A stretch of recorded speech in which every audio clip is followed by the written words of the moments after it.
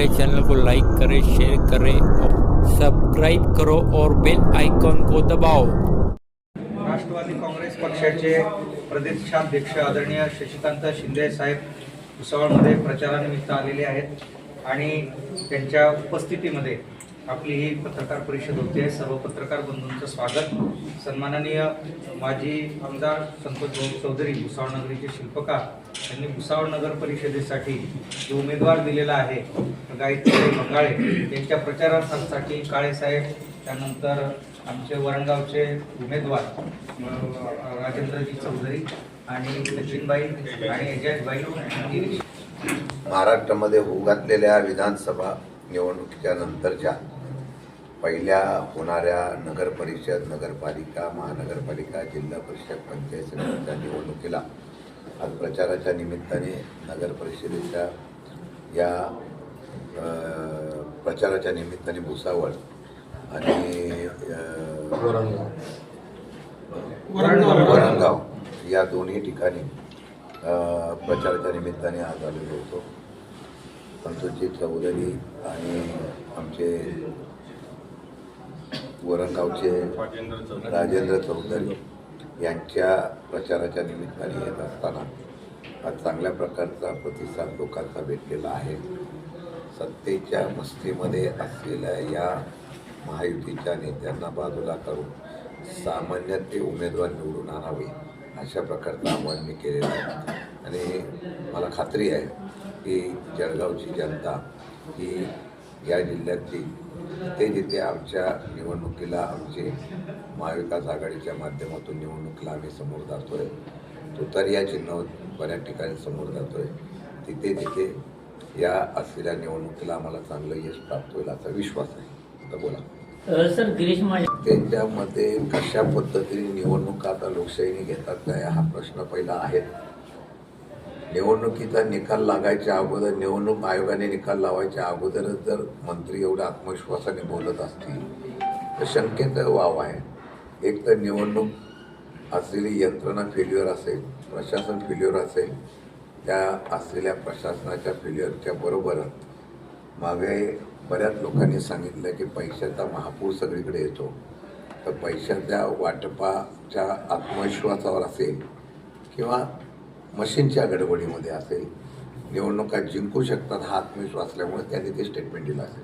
गुलाबराव पाटीलने म्हटलं होतं की 1 तारखेला म्हणजे बाहेर झोपा, लक्ष्मी तुमच्या दारात येईल, याकडे आपण कसं बघतो? त्यांनी जे पोटात होतं ते पोटात सांगितलेलं आहे। अनेक मंत्र्यांनी सांगितलेलं आहे की लक्ष्मी दर्शन आम्ही देऊ, याचा अर्थ या ठिकाणी निवडणुका करताना लक्ष्मी दर्शन घ्यायचं आणि मतं घ्यायची, ते कमी का काय होतं म्हणून आता शासकीय तिजोरीतून योजना द्यायच्या आणि मतं घ्यायची अशी नवीन संकल्पना देशात आणि राज्यात आलेली आहे। दुर्दैव असा आहे की आमच्याकडे या सर्व गोष्टीकडे बघत असताना जनता याचा विचार करेल याचा विश्वास आम्हाला आहे। आमच्याकडे पैसा नसला तर लोकच त्या लोकमतातून आम्ही निश्चितपणाने बदल घडू असा आम्हाला विश्वास आहे। साहेब, संभुराजे चौकामध्ये जी सभा झाली आता आपण मग ही सभा एक ऐतिहासिक सभा मानली जाते, म्हणजे शंभूराजे चौकावर झालेली शंभूराजे चौकामध्ये झालेल्या सभेमध्ये ज्यावेळेला लोकांचा प्रतिसाद मिळतो त्याचा अर्थ ही ऐतिहासिक सभा विजयाची सभा होईल असं मला आत्मविश्वास आहे। या सभेपासून तर विरोधक लवकरच धसका घेणार आहे असं शक्यता वाटते। विरोधक आमच्या भाषणाच्या पेक्षा त्यांच्या आपापसातल्या मैत्रीतल्या भाषणामध्ये गुंतलेले आहेत। ते एकमेकावर इतके आरोप करतायत की त्यांना आमच्याकडे बघायला वेळ भेटत नसेल, आम्ही जनतेपर्यंत पोचतोय। मला वाटतं की धसका संतोष चौधरींचा पहिल्यापासून घेतल्यामुळेच त्या असलेल्या निवडणुकीला या राज्याचे मुख्यमंत्र्यापासून 4 मंत्री इथं आले, याचा अर्थ संतोष चौधरी आणि त्यांच्या सर्व सहकाऱ्यांनी उभं केलेलं पॅनल हे त्यांना अडचणीचं ठरणार आहे। भुसावळमध्ये मुख्यमंत्री त्यांच्या सभेला गर्दी मिळत होती, ती सभा फेल झाल्याच्या मार्गावर होती, त्याच्यावर आज एकाच वेळा 4 सभा होत्या। जर सभा एक असती तर याच्यापेक्षा दुप्पटीने सभा मोठी झाली असती असा विश्वास आम्हाला आहे। पण असो, शेवटी लोकांचा प्रतिसाद मिळत नसेल तर त्याचा बोध घ्यावा आणि मला वाटतं की अनेक वर्ष मला एक आश्चर्य वाटतं महाराष्ट्रामध्ये आता प्रत्येक मंत्री जो आहे सत्तेमधला त्यांच्या हातामध्ये नगरपालिका महानगरपालिका सगळ्या असताना सुद्धा तो जनतेला आव्हान असं करतो की मला परत एकदा नगरपालिका मला द्या, आम्ही विकास करून दाखवू. ह्याच्यामागे नगरपालिकेचे विकास केला नाही असं त्यांना सुतोच करायचं आहे. मला वाटतं की भुसावळ त्याला अपवाद नाही आहे, बोलावं अशा प्रकारचं सुद्धा होऊ शकतं. कारण निवडणुकीला प्रत्येक पक्ष एकमेकांच्या समोर उभा राहिलेला आहे.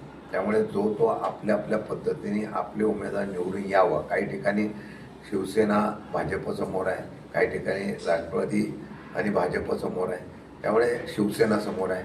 तिथं जाणारा मुख्यमंत्री उपमुख्यमंत्री त्या पक्षाचा नेता हा तिथे जातो आणि तिथं त्या असलेल्या वक्तृत्वातून आपल्या पक्षाला कसा फायदा होईल यासाठी तो कोणावर टीका करतो.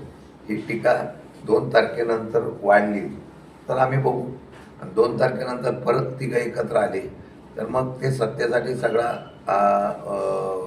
ही खेळी आहे असं मला वाटतं. आमचा स्टँड एवढंच असतं ना की या असलेल्या एक विरोधामध्ये आम्ही काय विरोधातच भूमिका घेणार आहोत. पक्ष म्हणून आज आम्ही जनतेसाठी लढतोय आणि जनतेसाठी लढत असताना ही भूमिका आम्हाला 100% कायम ठेवावी लागणार आहे. 2 तारखेनंतरचा स्टँड आमचा विरोधातच असणार आहे.